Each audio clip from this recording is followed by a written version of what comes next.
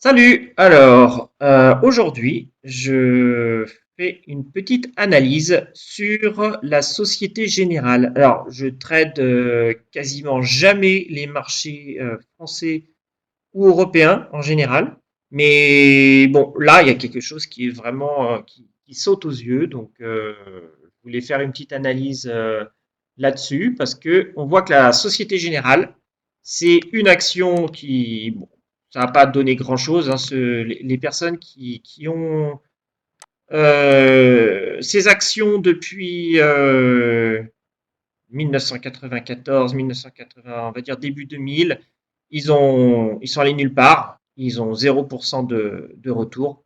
Donc, c'est pas vraiment une entreprise brillante, mais du moins pour les actionnaires. Mais voilà, là, ça c'est un graphique long terme. Maintenant, je vais aller sur un graphique journalier pour vous montrer ce que je vois. Euh, alors, là, on voit que le, depuis 2020, où la Société Générale avait fait son plus bas niveau, ici, bon, après la pandémie, et du coup la chute des marchés, etc. Là, c'est remonté ici, c'est tombé, et ici, il y a eu une grosse zone vraiment où il y a eu rien, que de la fair value, et en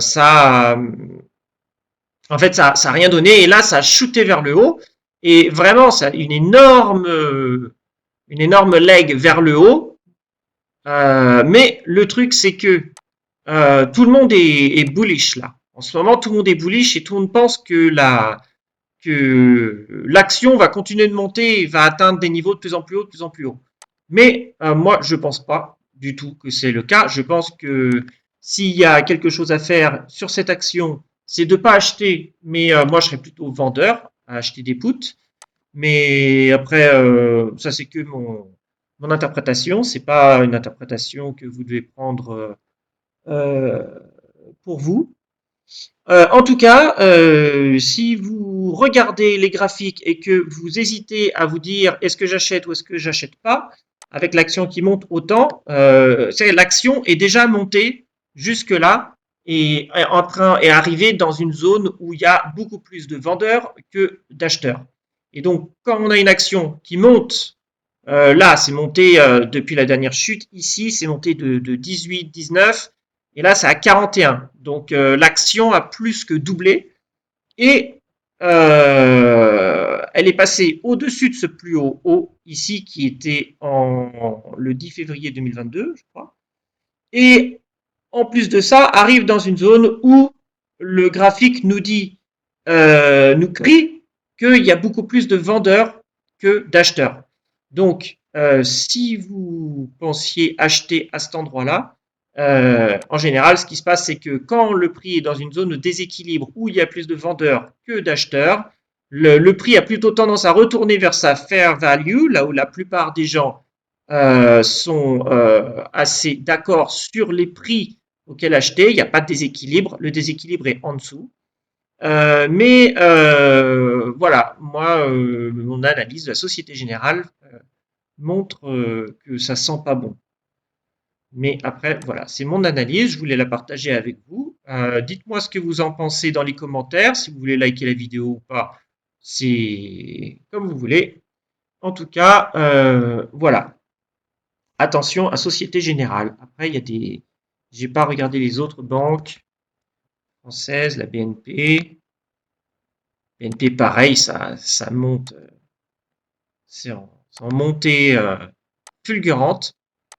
Montée fulgurante, et puis c'est passé au-dessus de ces plus hauts là. Vous voyez, à chaque fois que c'est passé au-dessus de ces plus hauts là, il y a eu des rechutes parce qu'il y avait plus de vendeurs au-dessus. L'important, c'est pas les, les candles, les chandelles qui sont affichées sur le graphique. L'important, c'est là où le prix n'a pas pu trader, parce que les chandelles nous montrent là où il y a eu des impressions de trade. Et donc, ça nous montre simplement où est-ce qu'il y a eu des échanges boursiers sur les actions. Voilà, ça c'est les impressions des trades qui se sont passés. Et pourquoi est-ce que ça n'a pas pu aller au-dessus? C'est ça le plus important. La vraie question, c'est où est-ce que ça n'a pas pu trader et où sont les déséquilibres d'acheteurs à vendeurs. Donc voilà, la BNP, c'est en train d'arriver à des niveaux où, vous voyez ici, par là, là, c'est déjà tapé dans un truc, on dirait que c'est en train de déjà retourner. Mais je regarde en même temps que je fais la vidéo.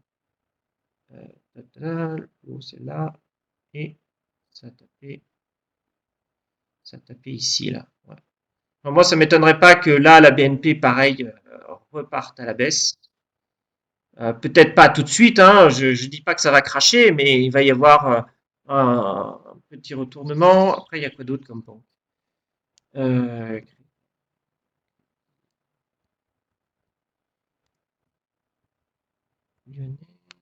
Euh, non, c'est pas trouvé.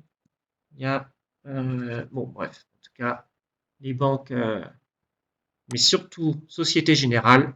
Euh, Voilà. Moi, l'analyse que j'ai là-dessus, c'est qu'il vaut plutôt faire attention plutôt que de rentrer dans le FOMO, le fear of missing out, parce que on a envie de profiter de la montée, alors que là, la montée, elle est en train d'arriver pile dans une zone où il y a des vendeurs. Donc voilà. Bon, vous en faites ce que vous voulez. C'était mon analyse et en tout cas, je vous dis à plus tard. Ciao.